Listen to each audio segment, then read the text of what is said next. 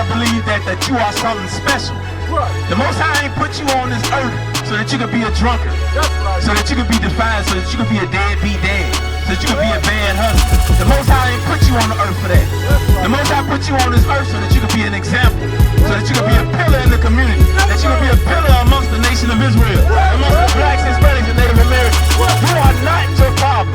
You are not your mistakes. You understand what I'm saying to you? So you are something. Don't let that come out of your mouth that you ain't nobody. You wouldn't be standing here today if you wasn't nobody. Because if you ain't mean nothing, the Most High took you off this earth. But you are still here, so that means you still got an opportunity to change your situation.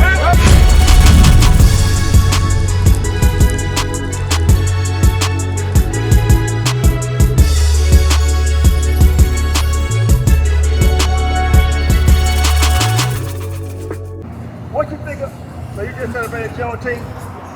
Oh, praise, man. So I got a question. Hey, are we free as the people? We out here to teach the 12 tribes of Israel the true gospel. I understand we have to celebrate something. Native Americans are to try to give us some type of hope. Hey, but you already know what to do. Juneteenth is still not a freedom day. Subscribe right now. Right. So we're trying to show people how to get actual freedom out of the scriptures to show that Christ is dealing with the so-called blacks, Hispanics, Native American, and he's going to save those people. And be not drunk with wine, wherein is excess. If that was an issue while you were married, before you got separated, you gotta cut it off. You gotta go cold turkey. It ain't no, I'm gonna drink casually. You gotta cut it off because that was an issue that created a problem.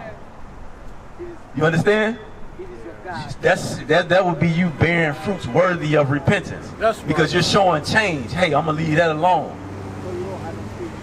If she points something out to you that's off, and you know it's off, you know what? I might not like it, but it's true. You know what? I'm gonna fix it. Right. You understand? So you gotta fix it. So I don't know what we had to talk more on another level when you sober, but you have to make sure that you're doing what you're supposed to do as a man. That's right. To restore that relationship so that you can be reconciled to your wife, because you would have run that wrong. If it's things that come up, you gotta think about it to yourself like, hey, I created this problem. It's not a justification for her to disrespect you and all of that, but if it's happening and it's happening because you did something wrong, you gotta be like, hey, I created this problem. Now I gotta have a good track record of not doing the same thing. Because this is what you have to understand. Give me 1 Corinthians 11. Read out. Because at the end of the day, no matter what we may think, what we may say, like let's say your father. Was your father present in your life? You looked up to your father. As you got older, let's say you found out your father was doing something that was just, he never told you, and it was something that was like betrayal. How would you view your father? Did you have respect for your father? My father never betrayed me. That's what I'm saying. Now imagine this. Imagine you found out when you got older that he did something outlandish. He never did anything. No, I'm not. Come close. I want you to follow what I'm saying. I'm not saying that he did. I'm trying to get you to. No. Look, listen. I want you to listen. I want you to do your best to listen to what I'm saying. Imagine if your father did do something. I'm not saying that he did. Imagine if he did something that betrayed you. How would that have made you feel?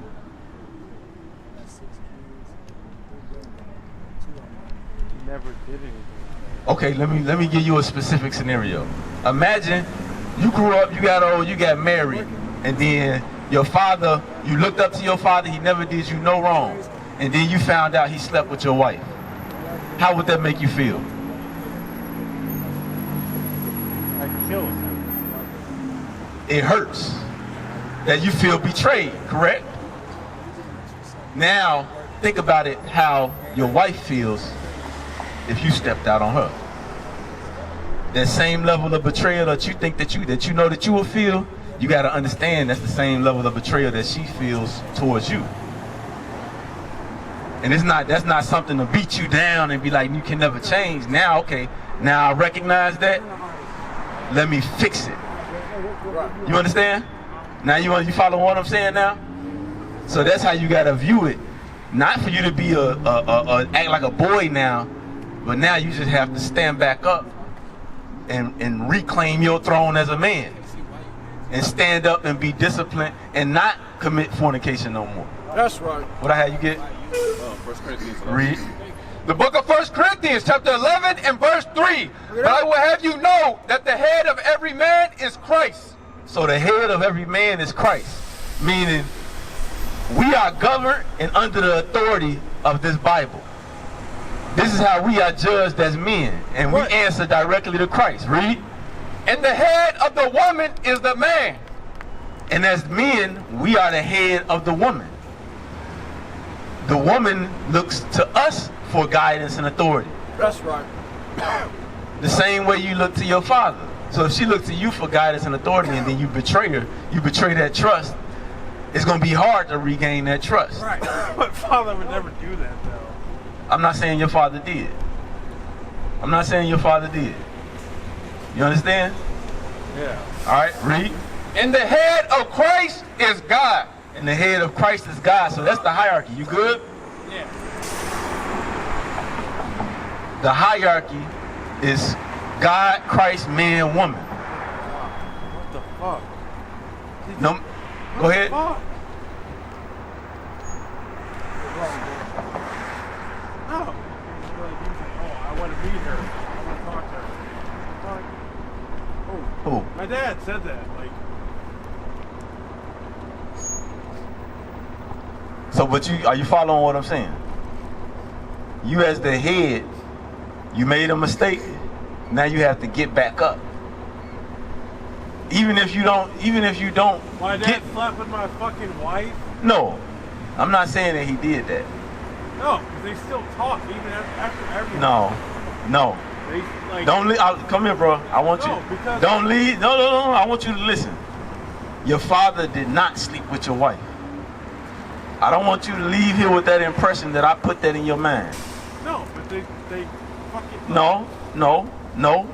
Gifts. The No. Gifts and everything. No.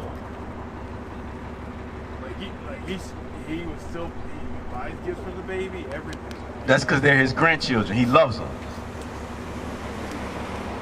That's what a man would do for his grandchildren. Just like he raised you and you have a high regard for him, he's doing the same thing for your children.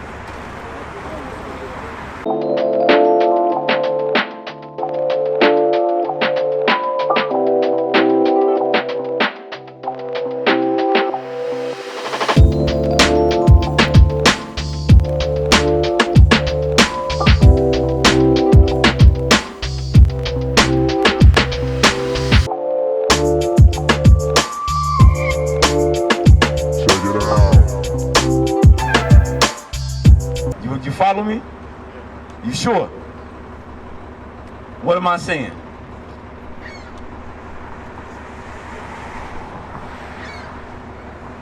He giving gifts because of his high regard for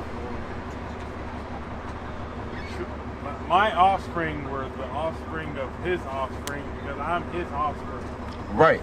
Just like he raised you up and you have a high regard for him, now you have children, so he's showing them the same love that he showed you.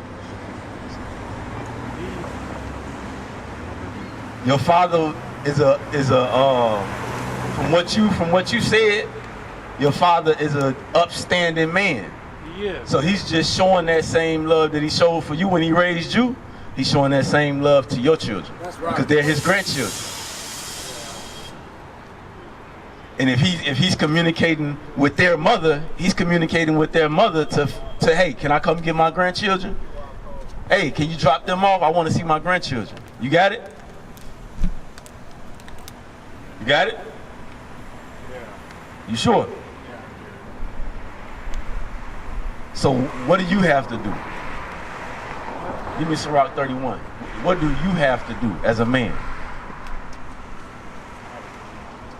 Huh? I don't know. That's what I'm trying to figure out. So before we go to Sirach, get 2 Kings. I'm trying to be a better man. You got to be a better man. And how do you be a better man? Okay, we're going to show you. Read. 1 Kings chapter 2 and verse 2. I go the way of all the earth. Be thou strong, therefore, and show thyself a man. So now you have to be strong and show yourself a man. Don't allow substances and other things to bring you down and have you in your mind beating yourself up. Right. You made a mistake, now be a man and fix it. That's right. You made a mistake, be a man and fix it. Hey, I did this wrong, you know what? I ain't gonna do that no more. I'm a man up and I'm gonna fix it. Read. And keep the charge of the Lord thy God, to walk in his ways, to keep his statutes and his commandments, and his judgments and his testimonies, as it is written in the law of Moses. So how do you be a man? By learning the commandments of God and keeping them. That's how you become a man. That's how you learn how to be a man. That's how you regain your manhood. That's right. You have to learn the commandments and start keeping them. Go to Sirach 31. You understand? You follow me? What do you have to do to be a man? All the laws. Torah. Moses. Good, good. That's what you have to do. What you did yesterday, what you did 2 years ago, 3 years ago, 3 months ago, 6 months ago, that don't define you. What defines you is what you do from now going forward. Right. So you can fix it because you still got breath in your body. You can fix it. You got it? Yeah. You can fix anything that you did, you can fix it. Because who needs you? How old are your children? You got one? Boy or girl? She needs you. You understand that? So don't be hopeless. Hey, how you doing? So that goes back to you have to fix like now. The drinking, you gotta let it go. I did let it go. I let it go for 8 months. But you still doing it. Yeah, You have to let it go completely. It's one thing if you let it go for 8 months and then you have a drinker here or two here and there. But now I'm looking at you and you've drunk way beyond your limit. Because I haven't So you drank went in right- 8 months. That's why. But the thing drink is, every day. but still though, if you go back to it, it's like you never stopped. Right. That's what you have to understand. Because when you're trying to fix something, you can never go back to that same behavior. You hear me? And what you've done, well, from what I don't know you from the past, but I can see right now, just in talking to you, you went back because whatever it was, you was doing it to try to what's the word I'm looking for? It seems like you was doing it and because you didn't get the result that you wanted, you was like, hey, forget it, I'm gonna just go back to it. Because it been 8 months and ain't nothing changed, so you know what? It ain't working. No, as a man, you gotta keep grinding. You gotta keep going forward. For what? Because your child needs you. Your daughter loves you and she needs you. Your people need you. That's right. We need you. We want to see you better. Teach. We don't want to see you like this. Get out. Your daughter loves you. Your father loves you. You may not know, you may not see it and know it, but your wife loves you. Right.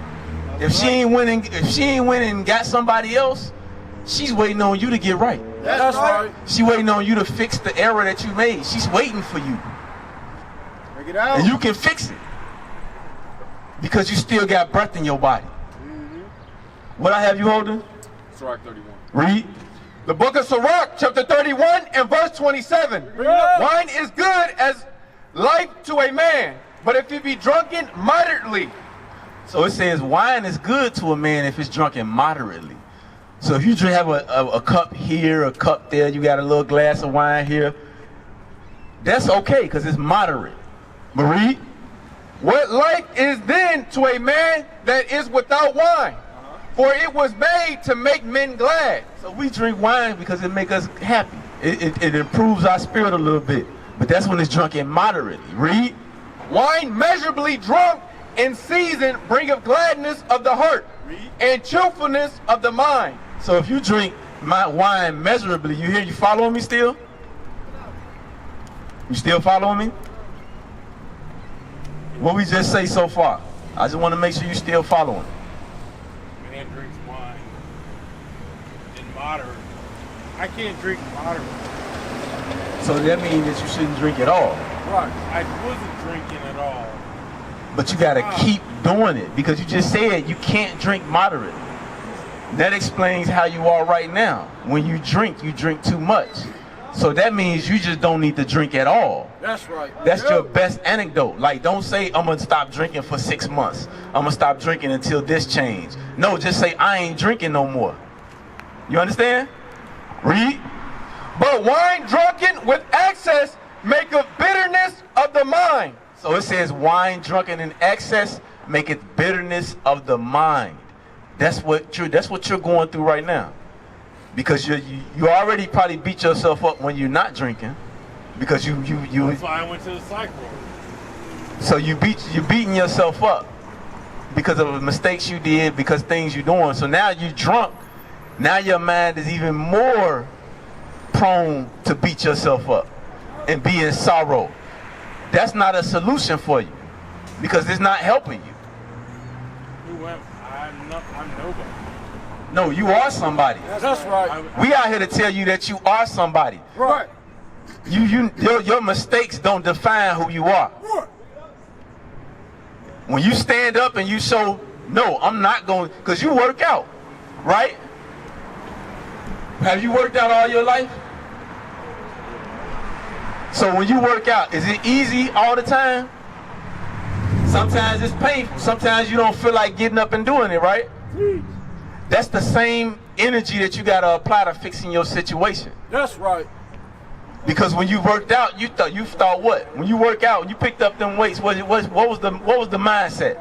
That, hey, if I work out this much, there's going to be some results, right? That's the same thing with your situation. You got to work your situation out and know that if I continue to do this, my situation is going to change. I'm going to be trusted. But you got to do it for you first. That's right. You can't do it to get somebody else to look at you. You can't do it to get your wife to look at you a certain way. You got to do it because you know it's right to do. Right. Read.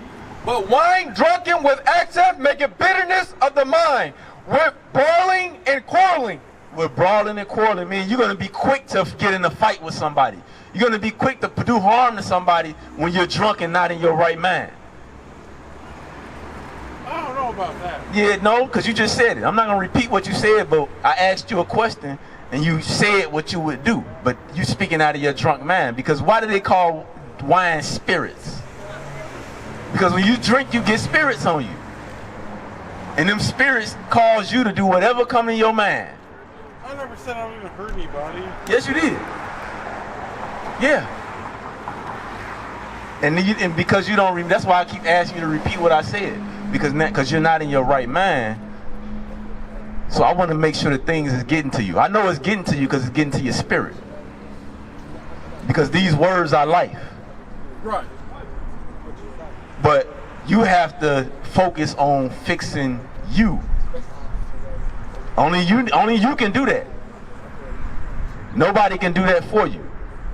You understand? Read. Drunkenness increaseth the rage of a fool till he offend. It diminisheth strength. So it says wine diminishes strength. It makes you weak. So even when you're sober, if you're beating yourself up and you drink and get drunk, now you're going to beat yourself up more. You're going to be more feeble in your mind. Now you're drunk. Now you're saying you're nothing. No, you are something. Read Deuteronomy 7:6. You are something. That's right. And we out here to tell you because you are a son of the Most High God. That's right. You are an Israelite according to the Bible. You're not black. You're not a nothing. You are. Yeah, you made mistakes. We all made mistakes. We've all did dumb stuff in our past. But that don't define you. That shouldn't define you. Don't allow your mistakes to define where you're going. Because you still got breath in your body, right? You still breathing. Right. Ain't that how it is when you lift weights? When it get hard, you got a personal trainer, they say, hey, one more. Did you give up? Right. Did you say, nah, I can't do it? That's what you got to apply that same energy to your situation. Teach. Read. Deuteronomy chapter 7 and verse 6. Bring it out. For thou art an holy people. What's your name again? Iwan. So we reading this Bible. Read it again. For thou art an holy people. For Iwan, you are a holy person. Read. Unto the Lord thy God. Unto the Lord thy God. Before God, you are holy. Right. You have to believe that. Not look at the situation that you are in, not look at your state currently. You got to believe that, hey, God chose me. I'm a holy person before God because he chose me. That's right. Not based on what I did. Right. Read.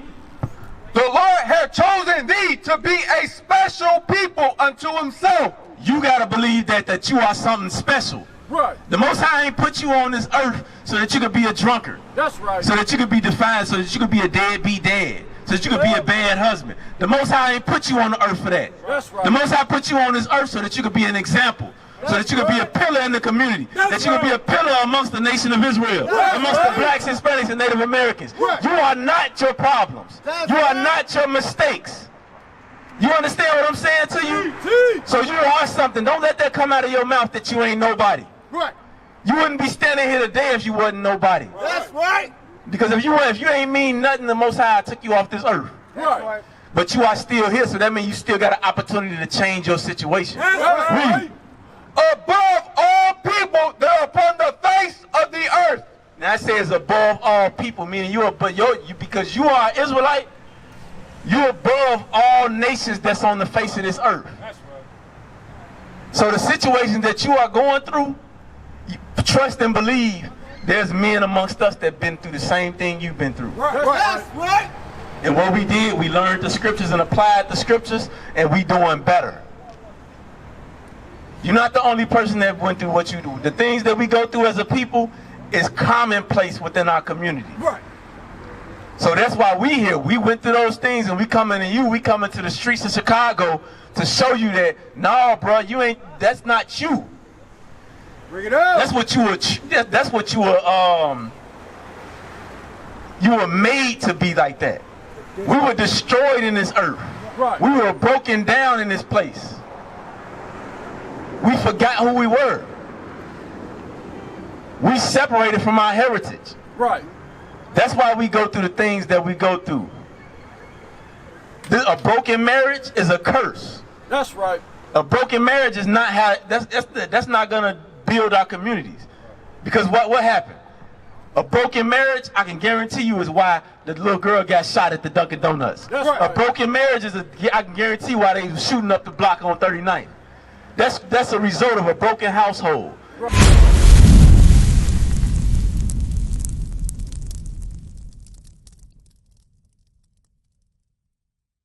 Across the earth, the prophets move. From city streets to distant lands, the message is the same. Israel must rise. Through every quest, every journey, the truth spreads. No border can contain it. No distance can silence it. Our nation lives in every moment. In joy, we celebrate marriages. In sorrow, we honor our dead. On the Sabbath, we gather as one. Families rejoicing together, bound by the commandments of God. Yet are we tried. From the stones in Kenya to the hatred in Montana, we endure as a soldier of the Lord. And still, the mission expands. On the airwaves, on the screens, in every nation under heaven, Israel's voice is heard.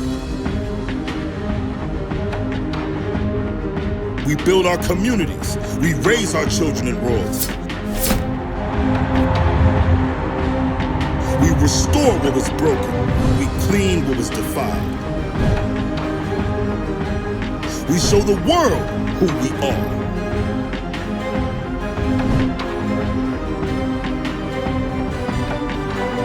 This is Israel united in Christ. Nation in motion. Nation endures.